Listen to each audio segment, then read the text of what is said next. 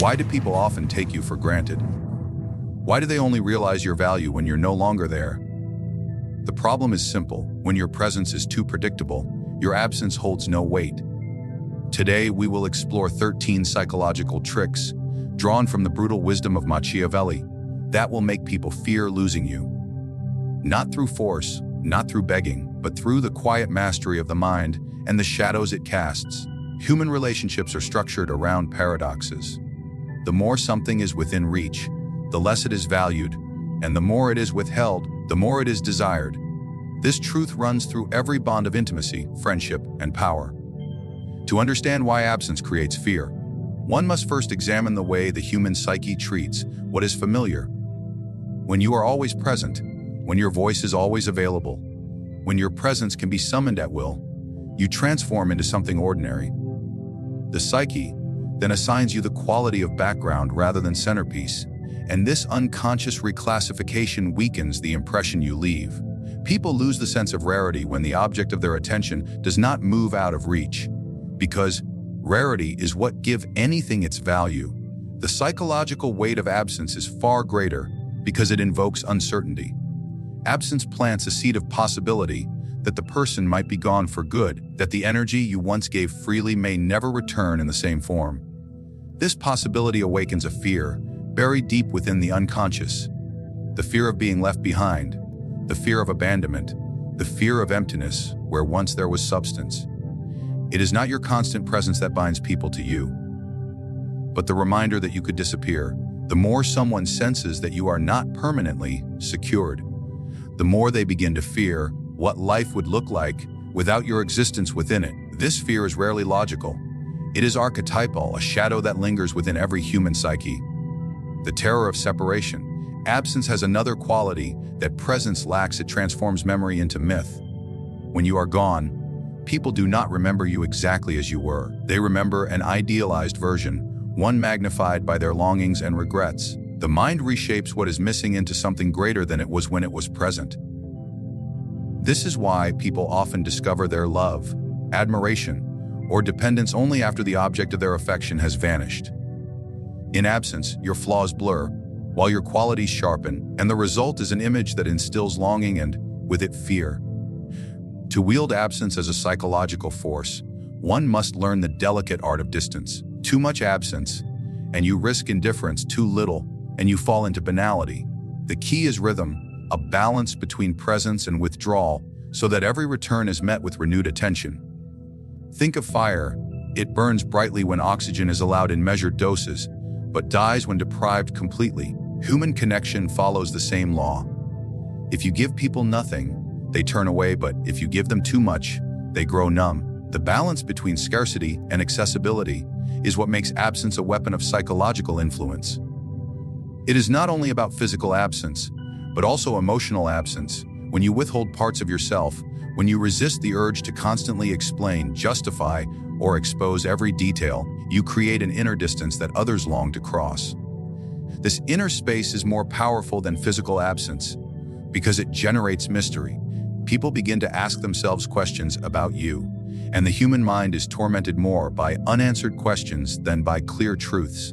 When you are always explaining, people stop listening, but when you withhold, they lean forward, desperate to fill the silence with meaning. That hunger becomes the ground on which fear of losing you grows. Absence also activates the primal instinct of competition.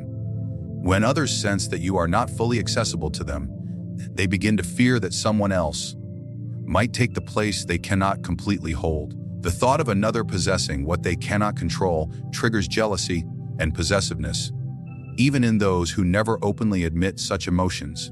By being slightly out of reach, you awaken not only fear, but also desire. This combination becomes nearly impossible for the human psyche to resist. Consider how quickly people chase after what walks away, and how easily they dismiss what stands still. This reflex is written into the psyche, shaped by thousands of years of survival instincts, where what was fleeting was seen as precious, and what was abundant was seen as expendable. To be scarce is to become valuable. To be constantly available is to lose the aura of necessity. The fear of absence is, therefore, not a conscious calculation, but a subconscious truth that governs attachment. If you wish for people to fear losing you, you must not smother them with presence, for presence without distance breeds ingratitude. Instead, you must let them experience the discomfort of your silence, the tension of your withdrawal, and the sharp ache of your absence. This is how you carve your presence into their mind, not by standing in front of them every moment, but by leaving space for their imagination to torment them with the thought of your loss. The value of your presence multiplies each time you step away, and the fear of losing you grows each time they are forced to imagine life without you. At the heart of human psychology lies a paradoxy. People rarely see you as you are. They see you as a reflection of what they secretly long for. Every individual carries within them hidden desires, unmet needs, and silent hungers that often never reach the surface of consciousness. When they look at you, they do not merely see your personality, your character, or even your actions. Instead, they project onto you the parts of themselves that they crave but cannot fully realize. This projection turns you into a mirror, and if you can master the art of reflecting their desires back at them, you will awaken a fear of losing you that penetrates far deeper than ordinary affection or attachment. To understand this, imagine desire as a flame that is always searching for fuel. When people encounter someone who embodies or amplifies that flame, they begin to feel that the person is essential to their very identity. For some, this might be the desire for admiration. For others, the longing for security. For others still, the need for mystery or depth. Whatever it may be, the psyche instinctively attaches itself to the figure who reflects it back. You do not need to be the source of their desire. You only need to hold up the mirror that makes them see themselves more vividly in your presence. This is where fear begins, because losing you would mean losing access to the part of themselves that only you seemed capable of awakening. Projection is not a superficial act. It is one of the most powerful psychological processes in human relationships. When someone believes you hold the key to their inner world, they bind themselves to you unconsciously. They begin to feel that their sense of completeness, of meaning, of validation, rests on your existence. If you vanish, they are not only deprived of your presence, but also robbed of the version of themselves they became in your company.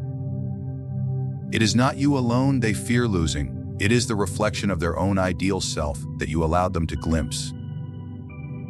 The art of becoming this mirror lies in attentiveness.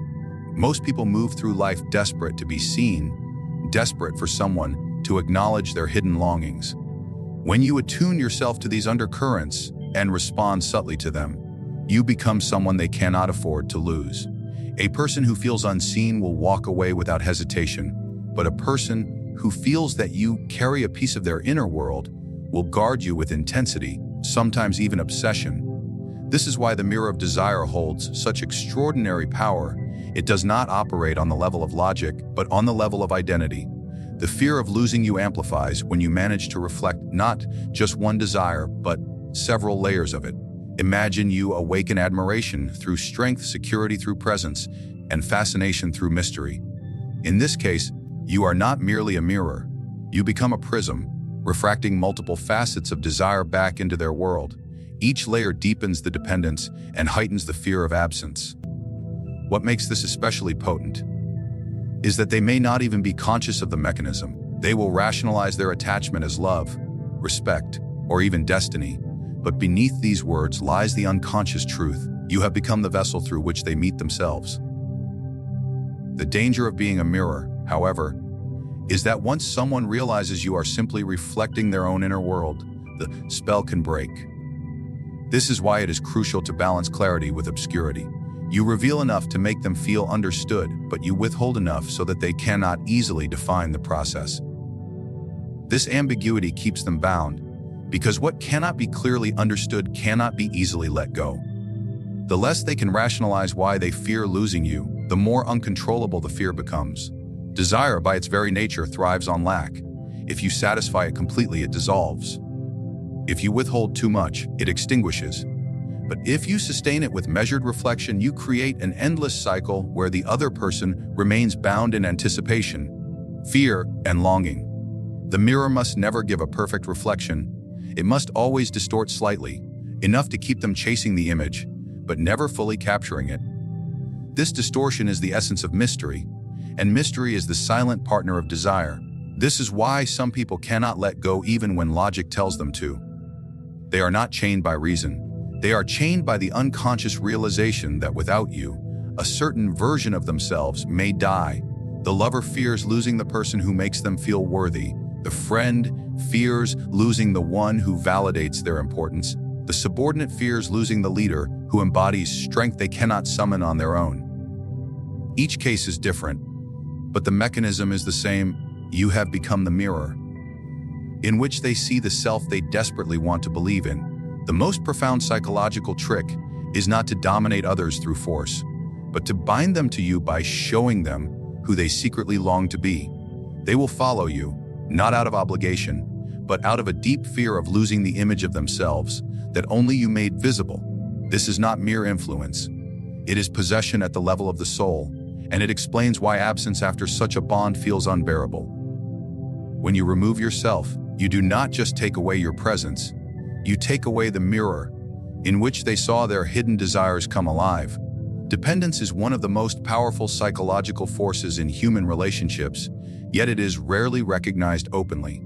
People are reluctant to admit how much of their stability, identity, or sense of meaning depends on another person. But beneath the surface, dependence functions like a shadow, always present, often denied, and shaping the way people attach themselves to you. If you wish to make others fear losing you, you must understand how dependence forms and how it binds individuals at a level far deeper than affection or admiration. Dependence begins when a person realizes that your presence provides something they cannot easily generate within themselves. This may be emotional security, validation, inspiration, guidance, or even the illusion of control.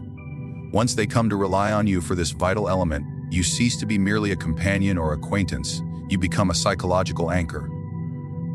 Without you, they sense an inner collapse, fall into emptiness they are unprepared to face. The fear of losing you arises from this recognition, sometimes conscious, but more often buried in the unconscious, that their own inner stability has become tied to your existence. What makes dependence particularly powerful is that it masquerades as many different things. People may call it love, loyalty, or trust, but at its core, it is a reliance that borders on necessity.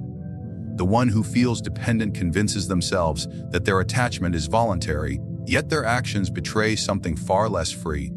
They cling not because they choose to, but because they feel they cannot survive without what you provide. And once someone reaches this state, the thought of your absence begins to haunt them. It is no longer just about losing you. It is about losing the version of themselves that only exists because of you. Dependence thrives in imbalance. If both people provide equal amounts of strength and stability, the bond feels mutual and secure. But if one person consistently provides more reassurance, more vision, more direction, the other gradually sinks into reliance. The imbalance may be subtle at first, but over time, it creates a hierarchy of psychological power. The one who gives becomes the fortress. The one who leans becomes the inhabitant who fears being cast out. This hierarchy does not need to be acknowledged aloud. It manifests in behavior. They hesitate to offend you, they overcompensate to keep you close, and they live with a silent anxiety that your withdrawal would shatter the fragile balance they depend upon. The shadow aspect of dependence lies in its denial. Few people are willing to admit, even to themselves, that their strength is borrowed. They tell themselves they are independent, that their connection with you is simply one of choice. Yet the very intensity of their fear of losing you reveals the truth. If their attachment were purely voluntary, your absence would not feel like a threat. It would feel like a loss, but not devastation. The devastation comes only when dependence has woven itself into their identity. You are no longer just outside of them. You are inside their structure, silently holding it together. What makes this fear even more potent is that dependence is rarely balanced by gratitude. Instead, it is often accompanied by resentment, because the dependent person feels both comforted and trapped. They need you, but they also resent that they cannot be without you. This tension amplifies the fear, because it prevents them from ever fully feeling secure. They oscillate between clinging tightly and pushing back, but beneath both movements lies the same truth. They cannot afford to lose you. The shadow of dependence makes them both loyal and restless, both devoted and uneasy. If you want people to fear losing you, you do not need to demand their fear directly.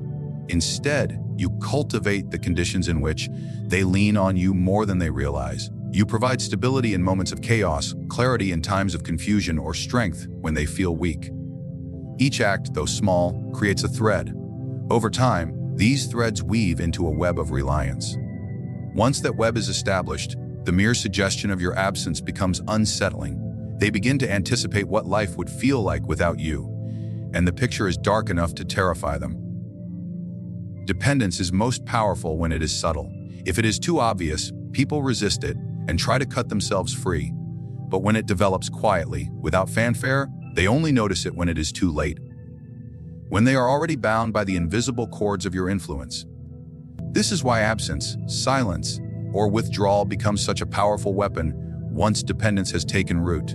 The moment you step back, the shadow of their reliance is exposed. The anxiety that floods them is not merely about you leaving. It is about the collapse of the inner scaffolding they built around your presence.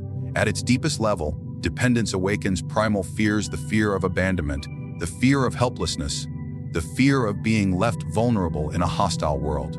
These fears are ancient, rooted in the earliest stages of life, when survival depended on the presence of a caretaker. When you become the modern symbol of that caretaker, whether through strength, wisdom, or emotional support, you awaken those same instincts in others. And because these instincts are so deeply ingrained, they are almost impossible to resist. The fear of losing you is not intellectual. It is visceral, felt in the body as anxiety, dread, and longing. To understand the shadow of dependence is to understand that the greatest power lies not in what people consciously give you, but in what they unconsciously surrender. Their pride may tell them they can walk away, but their shadow whispers the truth: without you, a part of their world would fall into darkness. And it is this whispered truth, often unspoken even to themselves, that keeps them bound in fear of losing you. Mystery has always carried an aura of power, while overexposure inevitably erodes it. Human beings crave certainty, yet they are magnetized by the unknown. What is hidden arouses more fascination than what is revealed, and what is partially concealed creates a tension that the mind cannot easily resolve. This is why mystery is not a weakness, but a weapon, and revelation, when rationed with care, becomes the art of keeping others bound in your orbit. If you wish to instill a fear of losing you, you must understand this game: to give just enough to spark desire, while withholding enough to ensure that desire never fully rests. The psychology of mystery is rooted in the way the human mind processes absence of knowledge. When people encounter what they do not fully understand, they instinctively fill in the gaps with imagination. Imagination always paints more vivid, more haunting, and more captivating pictures than reality ever could. When you withhold parts of yourself, your motives, your inner world, your long-term intentions, you force others into the torment of speculation. They begin to wonder what you are thinking, what you might do next, and what parts of yourself you have not yet shown.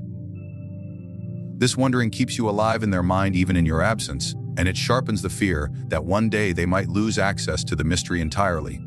Revelation, however, cannot be excluded entirely. To remain pure mystery is to become irrelevant, for no one attaches to what they cannot grasp at all. The art lies in revealing fragments, pieces of your story, gestures of intimacy, small disclosures that give the illusion of access without ever surrendering the whole. Each revelation must be calculated, like offering drops of water to someone in the desert, enough to sustain them, but never enough to quench their thirst. The moment you allow someone to believe they fully know you, their fascination begins to die, and with it the fear of losing you. But as long as there is more to uncover, more to question, more to decode, you remain a figure of psychological gravity. Mystery also awakens the ancient instinct of pursuit. What is fully known can be possessed, and what is possessed eventually becomes routine. But what cannot be fully grasped creates a sense of challenge, and challenge is irresistible to the human psyche. People are not driven to chase what lies openly before them. They are driven to chase what eludes them, what slips through their fingers just as they believe they are about to seize it. When you position yourself as someone who is never fully revealed, you turn yourself into a perpetual challenge. Those around you feel that losing you would mean losing not only what they already have, but also the possibility of discovering more. That possibility keeps them bound, because possibilities are often more powerful than realities. The interplay between mystery and revelation also dictates the rhythm of connection. When you step back into silence, you create space for longing. When you reappear with a carefully chosen gesture, word, or act of openness, you reward that longing, but not fully. This rhythm conditions people into a cycle of anticipation, desire, and fear. They wait for the next glimpse, the next disclosure, the next moment of closeness, and in waiting they feel the anxiety of your absence. This cycle is addictive because it taps into the same mechanism as stories and myths. Myths never reveal everything at once. They unfold gradually, always hinting at depth still hidden. The human psyche is drawn to that structure because it mirrors the unfolding of life itself. Mystery also protects your value. When everything is revealed, there is nothing left to defend. Overexposure erodes dignity because it makes you predictable, and predictability is the enemy of fascination. Predictable people are easily replaced, for anyone can replicate what is already known. But the mysterious cannot be replaced because they are not fully understood. Thought of losing them provokes a unique kind of fear, not just the fear of absence, but the fear of unfinished discovery, of unanswered questions, of stories cut short before their end. To lose you in such a state feels like losing a treasure map without ever reaching the hidden chest. The careful player of this game knows that mystery is not about deception, but about restraint. It is not about lying or creating illusions, but about guarding the sanctity of your inner world, so that others never feel they have exhausted it. A person who feels they have drained you will toss you aside, but a person who suspects there is always more will guard you carefully, for the fear of missing out on the hidden depths becomes unbearable. This is why silence, pauses, and ambiguity often carry more weight than explanations, details, or confessions. Each word unspoken, each secret withheld, each look that conceals rather than reveals, becomes a thread in the fabric of mystery that others dread being cut off from. At the deepest level, mystery plays upon the human relationship with time. Revelation happens in the present, but mystery stretches into the future, promising more. When people feel they still have more to uncover in you, they bind themselves not only to who you are now, but to who you might become in their perception later. To lose you, then to lose both the present connection and the future promise. And this dual loss intensifies fear. You are not simply a person. They see you as an unfolding story, and no one wishes to close a book before the final chapter is read. This is the power of the game of mystery and revelation. It transforms your presence into something larger than life, something infused with anticipation, uncertainty, and depth. It ensures that your absence is not merely a gap but a torment, because it represents unfinished discovery, and it binds others to you not through constant availability, but through the tension of knowing that they never fully possess you. And therefore, the fear of losing you never ceases to grow. Power in human relationships does not come from loud declarations or constant presence, but from subtle psychological forces that operate beneath awareness. When people fear losing you, it is rarely because of what you openly give. It is because of what you make them feel, what you allow them to glimpse, and what you withhold. The fear of absence, the reflection of their deepest desires, the shadow of dependence, and the mystery that keeps them chasing. These are not tricks in the shallow sense, but timeless truths of the human psyche. They reveal that attachment is not built on logic, but on archetypal fears and longings that shape every bond. To master these forces is to step into a position of influence where others guard your presence not out of duty, but out of necessity. And in that necessity lies the deepest form of power, the kind that does not need to demand loyalty, because it makes loyalty an instinct born from fear of loss.